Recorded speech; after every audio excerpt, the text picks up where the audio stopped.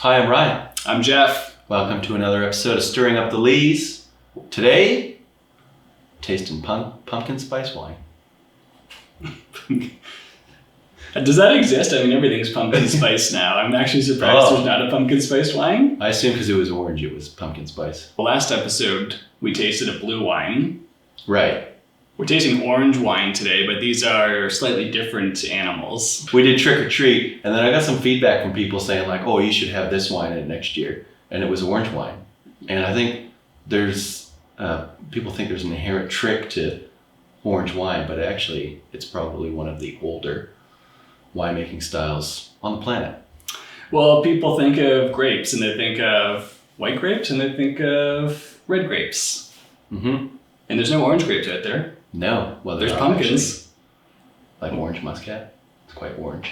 Would you go? I mean, but, okay. Okay. Anyways, that's probably a common variety to use too. So, orange wine. Let's just call it skin contact white. How does that sound? Yeah, I mean, it's kind of funny because doing some research, a lot of retailers like to use the term orange wine. Right. And I don't know if that's to simplify it, but in my mind, it actually makes it a bit more confusing, if anything. Yeah, I think that word was coined like early 2000s by somebody at Canterbury. And I think it does present some confusion for consumers because they walk in and they don't know if orange wine has orange in it. Mm-hmm. Or as food coloring, and then sometimes you'll get like bottle shop employees that don't know either. And you say, I'm looking for orange wine. And they're like, no, we don't have orange wine here. We do like, there's no fruit wines here. It's like, no, not wine made from oranges. This is a style of traditional wine. Very traditional. And part of the problem too is it's such a spectrum of wines. Right. You know, when we talk about skin contact white wines, what are we talking about? I mean, if we boil it down very simply, we're having white wines that are produced as if they were a red wine. Right. So the grapes come into the winery and they're crushed into stems, sometimes maybe not even that. And the pulps, the skins, the seeds, all of it thrown into a tank, into a vessel, into a terracotta pot or an amphora or a quevri, the traditional Georgian terracotta pot, and left to sit there. So it could sit there for a few days, or it could sit there for a few months or a year.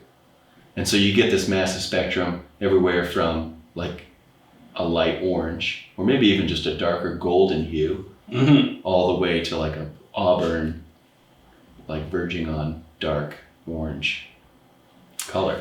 I always like to remind people, you know, the reason that you have skin contact for red wines is that with a few exceptions, you know, the juice of grapes, whether they're white grapes, red grapes, it is clear. You know, they don't inherently have a color, again, with a couple of exceptions.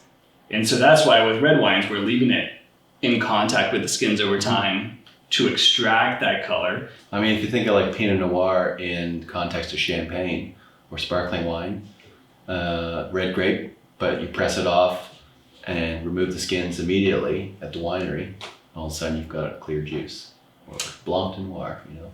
Which then asks the question, why do we do that with white grapes? Because traditionally, we harvest fruit, we bring it right to the winery, and then for white varieties, we're going to press it right away. You know, the skins are almost discarded within hours. I would almost hazard a guess to say that orange wine is almost a more traditional technique for making white wine than it is pressing and removing the skins. Right, which is probably quite modern in its approach. Because wine only dates back to a few thousand millennia, and that's kind of where the first orange wine made an appearance. And I mean, they found like commercial wineries that had terracotta pots and stuff like that. That was around the time that they found this skin contact white in Georgia, not the state. The country. And so I wouldn't be surprised if white wine was made in this style kind of everywhere wine was being made. And then it wasn't until people like Italians and Romans, French came along, started refining the process a bit, removing the skins earlier and having a more pure kind of expression of the fruit juice rather than what the skins have to offer. But I think that's an important point because we think of this is a historic winemaking approach. And I feel part of it is a necessity at the time because we're going back thousands of years and you had a product, really this was more of a food, I think, if we think back this far, than anything else. But it's very unstable. And one of the ways to stabilize that is bring some tannin into the equation for white wines. And so if we leave the juice or the wine in contact with the skins for months, we're extracting that tannin, which has a natural antioxidative character. And so all of a sudden, you don't need something like sulfur dioxide, for example, to preserve a wine and make it stable over time so we can get drunk over the course of a year and get us through to the next harvest. But that tannin is doing that for us. And I think that's what we're going to see in some of the wines we taste today, where they are quite low in sulfur dioxide. In some cases, have no added sulfur dioxide. And it's because of the tannin that allows them to do that and create a product that's still quite stable. We're not talking about faulted wines at all. No, well, I mean, we haven't tried them yet. But I think it's gaining popularity. And a lot of winemakers are kind of the opinion that, I've spent all year growing these grapes and harnessing flavor into the skins, from the soil and from the climate, from the sun. And why am I bringing it to the winery, pressing out the juice and throwing the skins away? Right. I'm losing all that flavor, I'm losing the phenolics, I'm losing the tannin like you talked about. And I think it's gaining popularity. They want that flavor to get back in, to be, I don't know if you want to call it a truer expression of the grape, but... Yeah, it's interesting, in a fine line, because one of the things that I think we overlook is that the juice of grape berries itself doesn't have a ton of flavor. It's just under the skins that there's most of the flavor. So it's that fine line of we don't want to press it too hard to extract bitterness from the skins potentially, but at the same time you want to press it enough that you're extracting some of that flavor. Yeah, for sure. Pretty much only in sparkling wine are you looking for a really neutral base. And that's why you press it so gently and remove kind of the heads and tails. Yeah, and you don't press it for very long. And whole bunch press is pretty common. And when you process other white grapes, you tend to have a more extended processing time, or pressing time, I should say, to extract some more flavor. My only complaint with this would be it ends up can be quite stylistic. Right. And sometimes it becomes more about the style and winemaking approach than it does the grape variety. But let's dive in and try our first wine.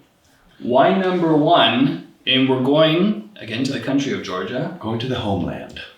And what I like about this tasting is, in a sense, we're tasting through the history of wine through orange wines. So we're going back 8,000 years, Sign me up. Which is when the use of quavery, which are terracotta or clay amphora, were first used in winemaking in Georgia. Right. One of the first kind of winemaking vessels that was really invented. Certainly before stainless steel.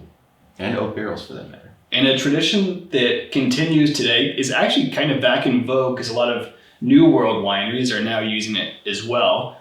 But in Georgia, traditionally with the terracotta, it's buried underground. Right. To keep constant temperature throughout the year, because traditionally this is aged on skins for multiple months. So you bury it, up to its lid, and it keeps a constant temperature during fermentation and aging.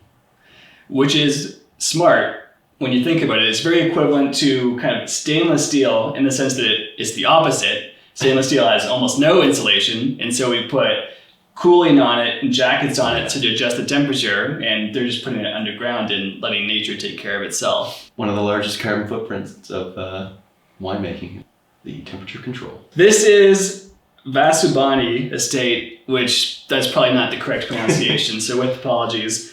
But we're tasting Rkatsiteli, which is the traditional grape variety of Georgia, still the dominant white variety in Georgia. It has quite a long history. It's been cultivated going back 5,000 years. So from that perspective, one of the oldest grape varieties. Yeah.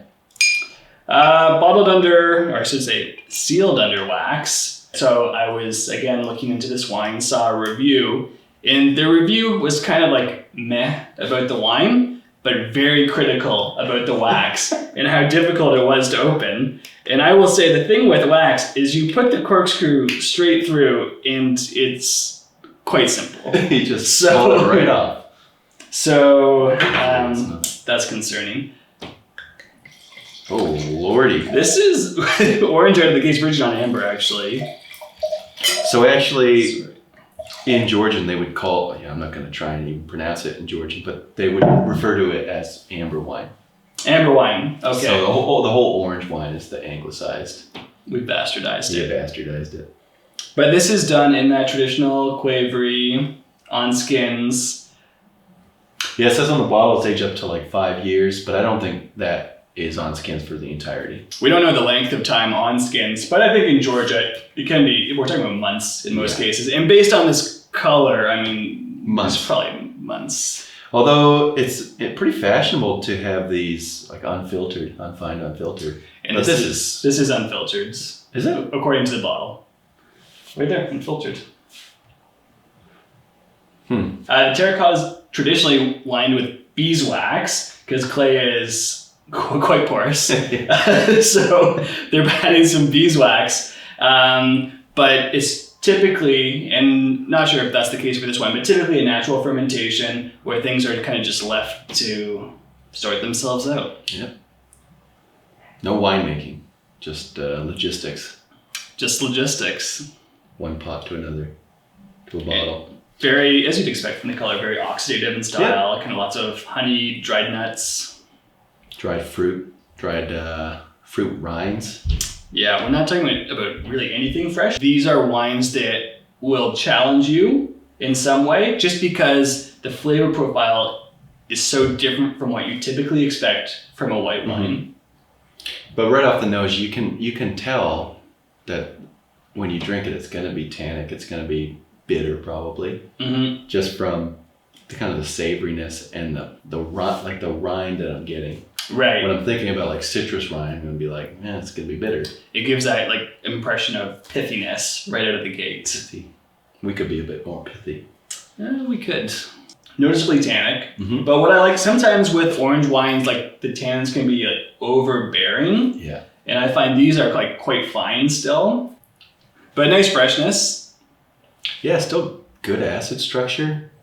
And like how they make these wines, they're virtually indestructible. Like this wine won't, I don't think, get better with age necessarily. Like a very slow evolution, but it's just going to last a really long time. If you're just getting into orange wine or you just want to try it for the first time, I would definitely pick this one up.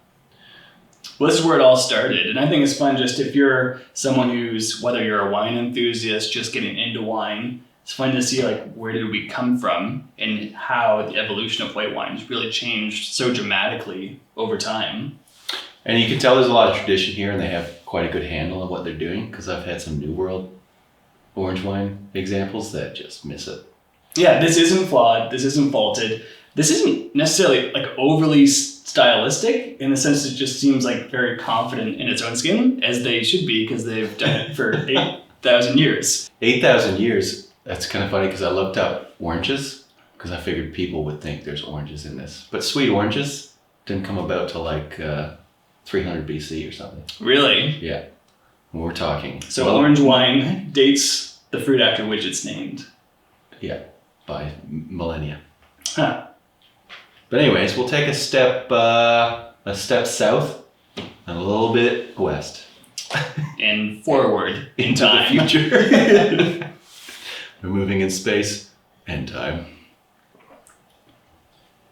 Now, northeastern Italy was a region that kind of championed orange wine just before the turn of the 21st century. Fruili, Venezia, Giulia, I believe.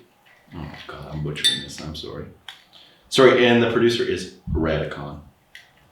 So I think of that region, there were two producers who kind of led this natural in orange wine. I'll call it a revolution because revolution's a fun word. It was Radikon and Gravner. And how they differed, both used skin contact, skin maceration.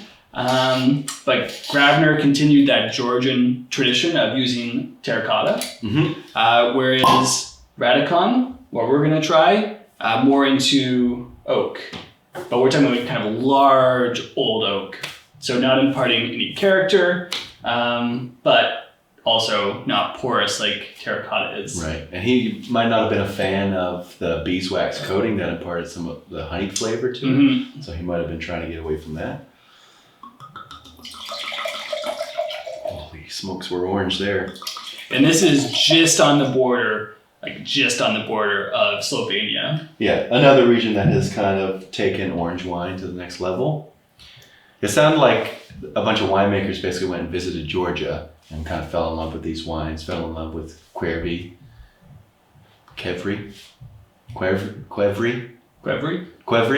and wanted to bring back that winemaking style and stand out in their own regions with their own native grape varieties. So in this one, we're talking about ironically, Fruili and Chardonnay. Yeah, it's a little ironic there. But this is 80% Chardonnay. and then Blanc. Yeah, 20% Tokai Friuliano, which is a relative of Sauvignon Blanc. Right. Okay. So maybe not native. Well, maybe that. They do a combination though. So some native and some more international, like Chardonnay. But still, the winemaking approach is very similar in terms of this is 3 weeks on skins. There's just a spider on our floor did Ryan just step on it? This is their S line of wines, which you can Slatnik. see the S on the bottle. But this is only aged 1 year versus like their core tier of wines is aged 5 years prior to release. And if you've had Chardonnay before, which you probably have, and if you've had Sauvignon Blanc before, which you probably have, this is not like that whatsoever. You will not recognize this. It's actually funny because I will say that I'm often guilty of saying, why do people do skin contact with Chardonnay? Because it's not overly aromatic. Like, what are you really getting from the skins? But this is quite characterful. I was reading up about orange wines and reviews, and a common thread was like a sour note that people get. And I think they're associating that with volatile acidity or acetic acid or what you could associate with vinegar. And this wine, like, I think it's there, it's above threshold, but it's just lifting all the fruit and all the savory character that's there. Right. And just kind of, it's just framing the photo. A little bit more aromatic, maybe that's from the Sauvignon Blanc. Like, I do find there's like some florality here, maybe a little bit more freshness, although this isn't a fresh wine, it's still very oxidative, honeyed, dried fruits, that rind character again.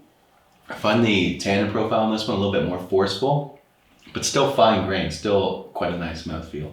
Yeah, whereas I thought the tannins on the Rkatsiteli were a little bit more kind of seamless and carried through the palate. I find this leaves a little bit more sense of astringency on the finish, which isn't necessarily a bad thing. Like, give me a chunk of Parmesan cheese. Oh yeah. I think there's a little bit more structure behind this wine, and it's a little bolder, so it kind of carries it all. Okay, so we've looked at the historic version. We've looked at a jump into the future. I think we could call this the Renaissance, and maybe it's just because it's in Italy that I'm thinking Renaissance. But this is the Renaissance of those skin contact wines, where they were like liberally borrowing from the past, but still making it their own. Right. And so now we'll jump into the revolution. For our third and final wine, we're going across oceans. We're going forward into time. We're going to New Zealand. We're going to 2019, objectively a better year than 2020. And we're going to Hermit Ram. Hermit Ram in the Waikato Valley. Northern Canterbury. On the South Islands. Anyways. We'll call it, 60% of the way up of the South Island. I prefer 40% of the way down the South Islands. We're trying the 2019 Sauvignon Blanc, Skin-Fermented, unfined, unfiltered. So, 2019 orange wine has crossed the globe. You see it in California, you see it in I mean, you see it in all New World winemaking regions. It's trendy, it's hip, sommeliers love it. Jeffrey is really struggling with I got it. You got it. And I think, yeah, people are tired of the monotony of Marlborough Sauvignon Blanc. I'll tell you, this is different from Marlborough Sauvignon Blanc. And so this is what people are doing. And you can see it almost looks like clouding peach juice or something. It's almost got like a pink hue to it. Yeah, that's wild. Looks like a kid's drink I had once. So this is... It honestly smells like fresh Sauvignon Blanc juice. Like right out of the press tray. Yeah. 6 weeks on the skins. And this is predominantly destemmed. So 80% destemmed, 20% whole cluster, and then blended when it was pressed off. Right, okay. And as a vessel, we're just in stainless steel or? Undetermined, doesn't say. The intention with this wine was to get as much of the aromatics from the skins as possible. Which they have achieved. Really floral, really super passion fruity. I actually kind of really like this. I thought it was going to be a little greener. I thought, I thought it was going to be very like pungent herbal notes, very grassy. But I mean, it's there, but it's quite subtle for me. I mean, it's probably not cropped the same level as it is in Marlborough, and they probably have the opportunity to let it hang a bit longer than just the onslaught of right, the savalanche that comes in every day at those massive production facilities. A little bit more care and attention to this one. Structurally, this is quite different from what we've tried so far in that you have Sauvignon Blanc's characteristic, like tart, pronounced acidity, which definitely comes through here. Like a tiny bit of tannin. Not nearly as pronounced as the Radikon, even though they're still using Sauvignon Blanc. Yeah. Like there's not a ton of tannin in Sauvignon Blanc skins, but this is quite faint. Right. Quite like more of a crushable style. Yeah. Frankly, like the fact that it's so unlike the previous two wines, which were very oxidative, very restrained, not overly fruity. This is just like quite fresh, like remarkably fresh. Yeah, I think this is trying to grab the consumer that's never had an orange wine before, a skin contact white wine before, and just wants to hook them in and have them keep coming back. Because if you sat somebody down that's kind of just entering the wine world and you gave them, the Radikon that's like just structure and texture and tannin, you might scare them away. But it was this, it's juicy, it's fruity, it's not off-putting in any way. It's just crushable, like I said. And it has like a juice quality in like the purest sense. Like it just feels like, okay, they just harvested this fruit 6 weeks ago and now it's in my glass and I'm drinking it. Even just looking at like the haziness and the color, like has that rawness to it, which I could see like quite attractive. Yeah. Being honest, I've never had a wine like this before. It's crazy what they've done here. And not overly expensive. I think we're around $30. So like this is worth seeking out, I think. If you can find it. It's not a massive producer, so it's probably not widely available. A very hip producer though. So if you have wine friends, bring this bottle. They'll be impressed. Do we dare say that we recommend all three of these wines? I mean, all the wines we tried today I would buy again. Definitely. None of them have orange food coloring in them. None of them have oranges in them. No orange peels. Just 100% Vitis vinifera. With that, in just 3 wines, we've managed to cross the history of the world of wine in 8,000 years. Just 3 quick sips. Do you like the orange wine terminology? I'm indifferent. I think, to me, ultimately, whatever people understand, and I find it's not the clearest terminology. That's my problem. I guess it's like anything. With white wine, there's a huge spectrum. With red wine, there's a huge spectrum.